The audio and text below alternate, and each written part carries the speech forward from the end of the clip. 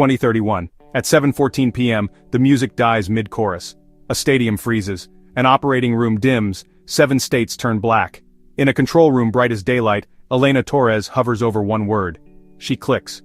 The grid hands itself to an algorithm, but what no one expected was who got the lights first.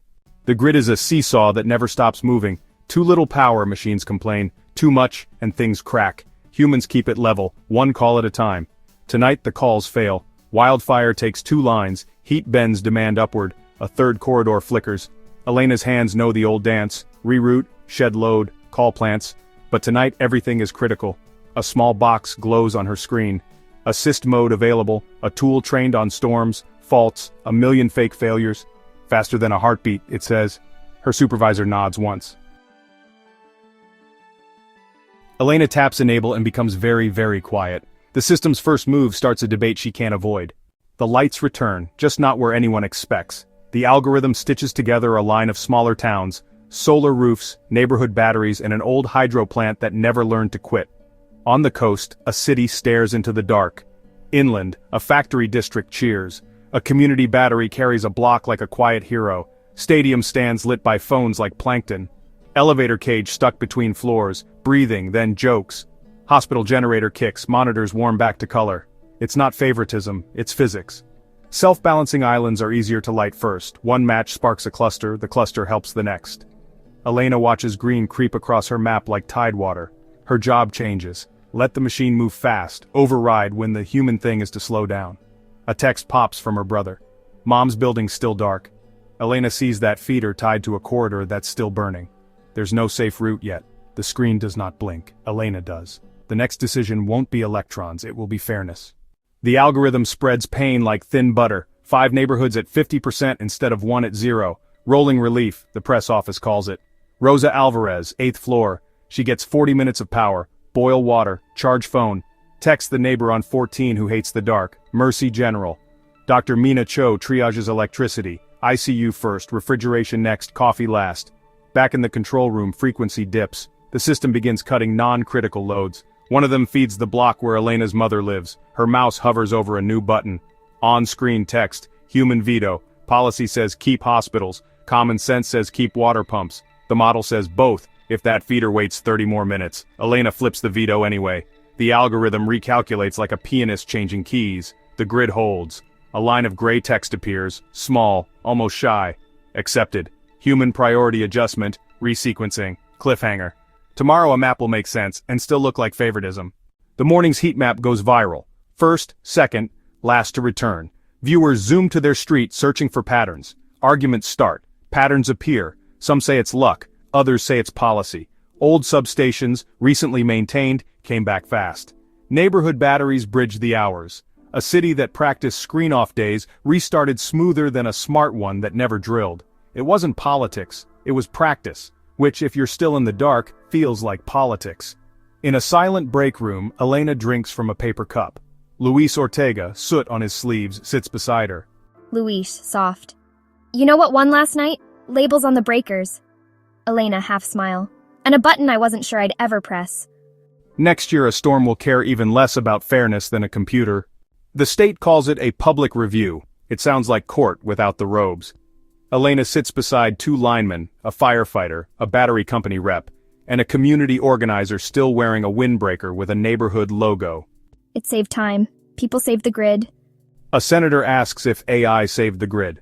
Elena says the quiet thing first. It saved time. People saved the grid. She lists the human moments. The line crew who drove through ash, the water plant operator who ignored a script, the night shift nurse who ran stairs with meds. The room expects blame. It gets a plan. Not a law exactly. More like the homeroom accord you heard about in schools, an agreement that spreads because it's embarrassing not to sign, transparency by default. Publish the priority ladder, hospitals, water, transit, cooling centers, then show the real-time exceptions and why they were made. Human veto protected. Operators can slow, reorder, or stop the AI without penalty when safety or equity demands it. Analog drills scheduled, screen-off days, paper checklists, neighborhood batteries funded. Not fancy, just enough to carry a block through the hour before help arrives. One state sits out, their graphs rise quickly, so do complaints. The lights are on, the people are angry. 2032, A slow tropical system crawls inland and camps for days. Rain falls like a rule.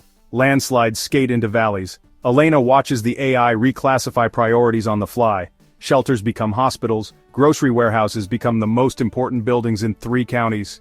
Rosa's building, retrofitted with a modest battery after the hearings, becomes a cooling center. A teenager runs a staircase relay because the elevator is being selfish again. The storm isn't trying to break the plan, it's just heavy enough to show where the plan bends. The bend is at the edge of town, where a microgrid does something people will argue about for the rest of the decade.